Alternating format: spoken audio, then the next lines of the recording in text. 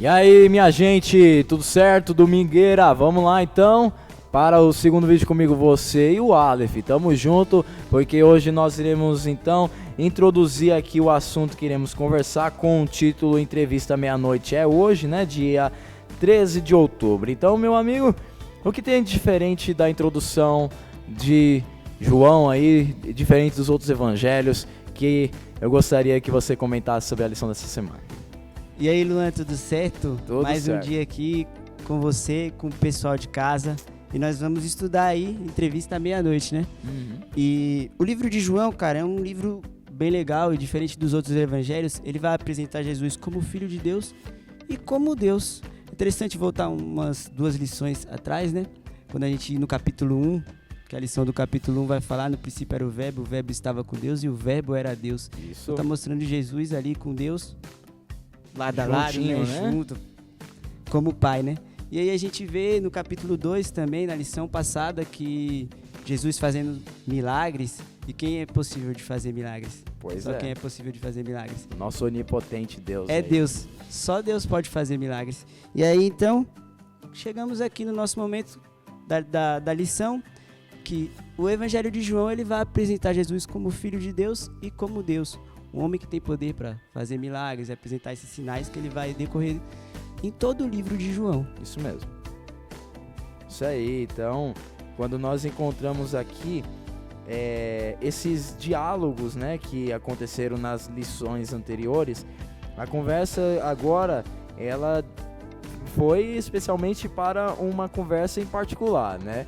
Então, até então, a gente conversou, introduziu sobre essa questão, né, do verbo, depois vimos o milagre lá de Jesus em Caná, a ação dele lá ao expulsar os cambistas do templo, mas agora a gente de vez vê uma ação pública, que a festa de casamento era público, o templo era público, agora a gente vai pro particular, meu amigo. Mas antes de falar sobre esse encontro particular, você tá perguntando pra você se você alguma vez já se sentiu envergonhado, passou vergonha alheia, assim.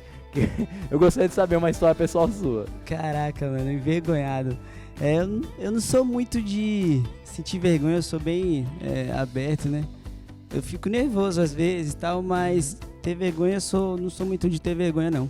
Mas, cara, eu tenho vergonha em restaurante de pedir pra repor as coisas, sabe? Tipo, traz ketchup, por favor, ou traz mais batata frita, sabe? Eu fico com vergonha de pedir. De pedir mais, mesmo que, repeteco.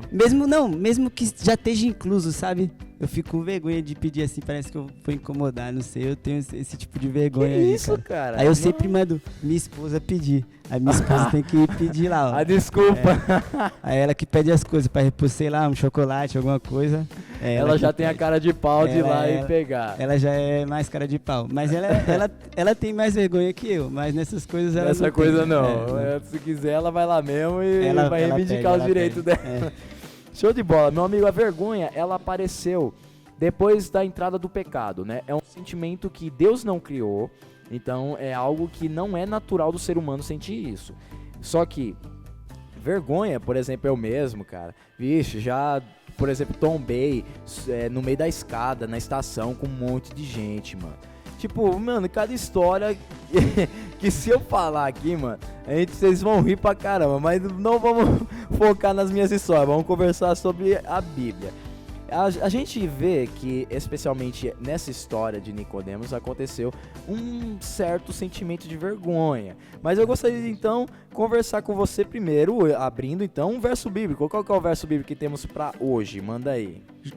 Luan, vamos ler agora então João 3, versículo 1 e 2. Então vamos lá. Havia entre os judeus um homem chamado Nicodemos, um dos principais dos judeus, e esse de noite foi até Jesus e lhe disse: Rabi, sabemos que o Senhor é mestre vindo da parte de Deus, porque ninguém pode fazer esses sinais que o Senhor faz, se não estiver com ele.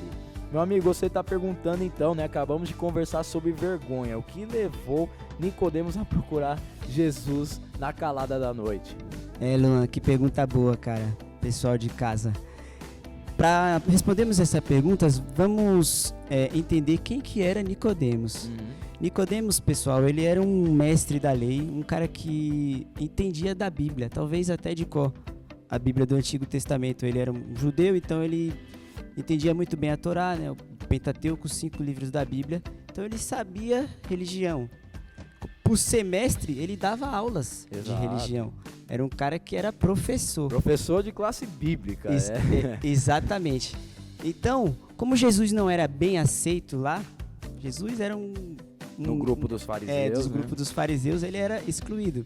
Porque ele se apresentava como Deus. E os fariseus não acreditavam. De jeito nenhum. Então, para que os amigos de Nicodemos pudessem não ver ele, né?